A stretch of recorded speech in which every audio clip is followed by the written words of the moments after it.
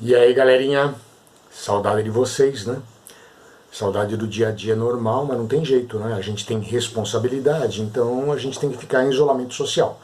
Mas não é isso que vai atrapalhar o teu vestibular. A gente vai tentar fazer o melhor possível, né, com essas aulas, com essas videoaulas, e vamos tocar o barco, né? Então, a gente vai tratar hoje das civilizações pré-colombianas. Vamos fazer de conta que a gente vai estar em aula. Então eu quero que vocês abram a apostila na página 46 e 47, onde você tem exercícios sobre civilizações pré-colombianas. E se você ver aí no Google Classroom, eu mandei o arquivo do PowerPoint de resumo da aula, né? Então seria bem legal se você puder acompanhar essa videoaula com o PowerPoint aberto, que eu vou estar citando coisas do PowerPoint. Combinado? Então vamos lá. Primeira coisa importante, não é, para a gente falar dos povos nativos aqui da América, é você ter noção que esses povos não surgiram aqui, né? Vocês já têm conhecimento que toda a humanidade tem uma única origem, a África. E com o passar dos milhares de anos, grupos humanos, né, vão migrando da África para a Ásia, para a Europa, e vão acabar chegando na América, né? Se você observar o mapa que está aí no PowerPoint, você vai perceber, né, que o caminho que homens pré-históricos fizeram para chegar na América foram dois, né? Você tem duas teorias. Primeiro, né, a teoria asiática, né, ou teoria de Clovis, como ela é conhecida. No mapa você vê, né, grupos humanos passando por onde? Pela Ásia, atravessando o Estreito de Bering, entrando no Alasca e se espalhando pelo continente americano. Mais recentemente, nós tivemos uma nova teoria sendo criada, né, a teoria malaio-polinésia, pela qual se defende que homens pré-históricos atravessaram o Pacífico e chegaram até a América do Sul. Essas teorias não são excludentes, na verdade, elas são complementares. Mas uma coisa é certa, todos os povos nativos da América têm uma única origem, asiática. Daí as feições dos índios americanos lembrar a feição de asiáticos, de chinês, de coreano, de japonês. Tranquilo, gente? Os povos vindos da Oceania, que seriam negroides, eles desapareceram há muito tempo atrás e não se sabe os motivos que levaram a esse desaparecimento. Então todos os nativos da América têm origem asiática. Tranquilo, gente? Vocês têm aí no PowerPoint uma imagem da Luzia, que seria uma negroide, seria uma descendente dessas levas que vieram da Oceania através do oceano. Você tem imagens da Serra da Capivara, que é uma das áreas arqueológicas mais importantes do Brasil, onde você tem pinturas rupestres que datam mais ou menos 40 mil anos de idade. E em seguida eu fiz aqui uma divisão para vocês de como é que a gente classifica os povos nativos da América. A grande maioria deles eram povos de organização primitiva. O que quer dizer isso? Eram caçadores-coletores que já conheciam agricultura e pecuária, mas tem uma forma bastante simples de organização. Não existe Estado, você tem uma situação de igualitarismo social, ou seja, não há divisão de classes sociais. Mas os vestibulares costumam cobrar muito mais a respeito das civilizações pré-colombianas, que são basicamente três. E é fundamental você ser capaz de localizá-las. Se você olhar aí, tem um slide com um mapa da América localizando essas civilizações. Você tem os astecas, que ocupavam grande parte do que hoje é o México. Está ali em vermelho no mapa. Você tem os maias, a área verde, que ocupa o sul do México, a península de Yucatán, e ainda áreas da América Central, como Belize, Honduras e Guatemala. Tá?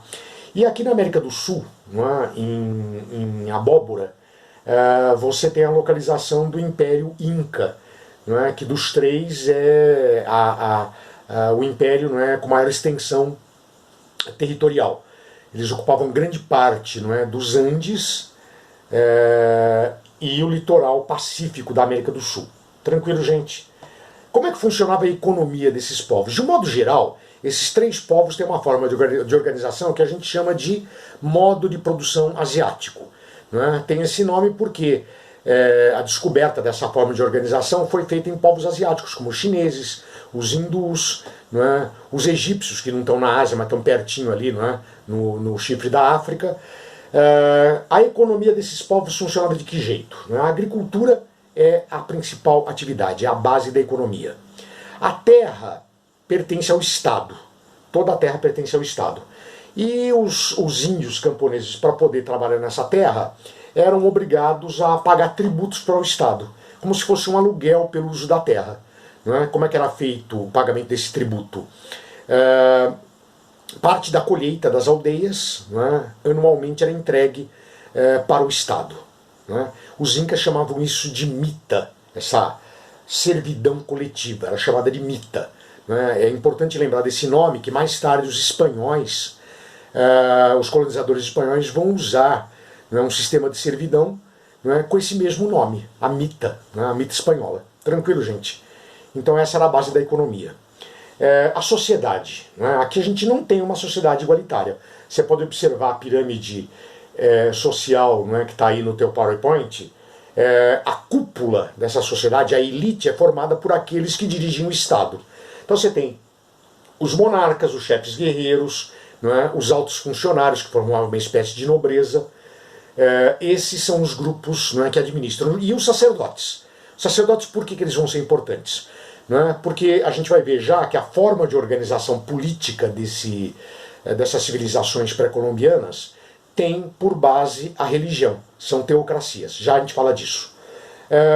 Você vai ter, na base dessas sociedades, né, a parte mais ampla, os camponeses, né, que trabalham a terra, e escravos. Né, escravos, como todas as civilizações antigas, são, via de regra, prisioneiros de guerra. E sempre se encontra ali uma classe intermediária, né, formada por comerciantes e artesãos. Normalmente esses grupos, comerciantes e artesãos, estão a serviço das elites que controlam o Estado. Tranquilo, gente? Então essa é a organização social.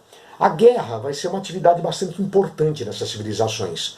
Então a guerra se tornava uma atividade pela qual um camponês podia ascender socialmente. Né? O camponês podia se tornar guerreiro e dessa maneira subir na escala social. Então tudo que eu falei até agora vale tanto para incas, como para maias, como para astecas. Agora vamos ver as características particulares de cada um desses povos. Né? Você vê aí no teu PowerPoint que eu começo pelos maias. Né? Os maias, na verdade, né, eles são descendentes e herdeiros de uma cultura mais antiga que existiu ali na região do México, né, a chamada cultura olmeca. Tranquilo?